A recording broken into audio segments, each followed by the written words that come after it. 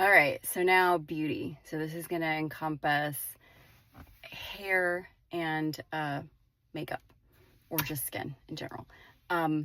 Yeah, this will have a huge impact on your photography and the way you feel on the wedding day. And even if you're eloping, still a really good idea to spend time figuring out what it is that you want, and that may include doing a trial, which I know can be tricky if you don't live in the area where you're getting married, but you can arrive early. You can at least do a trial a few days before. I have had clients do that. Not always feasible for people, and I totally get it. So then you're going to want to leave extra time on the wedding day in case something doesn't go as planned and you maybe need to have a redo or something. So that's number one tip. Have a trial. And number two, if you can't have a trial, leave extra time. But you can certainly, at least when it comes to hair, I know if you're not in the area, definitely try to see if you can get a trial with even another stylist, just to make sure your hair can do what it is that you want. I think sometimes people have been disappointed by that because they didn't know, well, maybe they needed extensions for that type of hairstyle, or maybe their hair just wasn't the right kind of hair. And trust me, I know that. I can't get my hair to do anything, and it's a miracle whenever it gets styled and it looks good. So,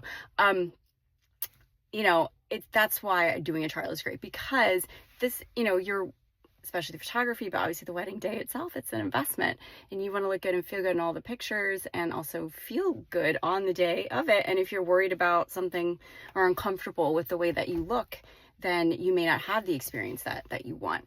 And I don't want that for you. I want you to feel great and to look great in the pictures. So back to the makeup.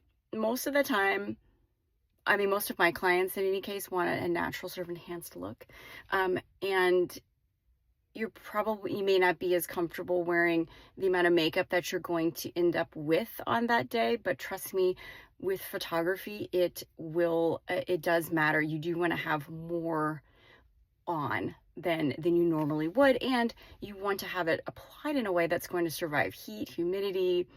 I don't want to say wind, but especially for the hair, wind, that can be that's actually my least favorite aside from rain, wind, and because it can really mess with things. So you want to plan according to what we think the weather's going to be, or at least have an option maybe if we're dealing with high winds and you have a lot of hair, or especially really thin hair, or kind of like mine. I've had some clients with thicker, longer, curly hair that did fine in the wind, but others are just like mine, just go straight up in the air. So that is something to think about as kind of a backup plan. What if it's really windy on that day and we're going to be outside the whole day? What am I going to do? But when it comes to your makeup, having the professional application will ensure that it's going to last throughout the day, and you're not going to end up with like a piece missing on your nose, which always happens to me. Like, I just don't put enough on, and I'm not setting it. I actually forgot to set my makeup today. Whatever. But the professional is going to make sure that you do have it apply in a way that's going to last as long as possible. And if you're having a really long day, you can certainly do touch-ups. I know one of my makeup friends, Sharon Becker, SB Beauty, she will give like a little touch-up kit, so you'll be able to apply the color lip that you need, and maybe some other little things to keep you looking great throughout the day, maybe reduce a little bit of shine or something. And all of that leads to you feeling and looking good, and then hopefully you'll be happy, or even happier than you can imagine with your photographs. But it does take a little bit of time and maybe a bit of extra effort to get that trial, but that just gives you the peace of mind and knowing that you're going to be happy with the end result, because it is an investment.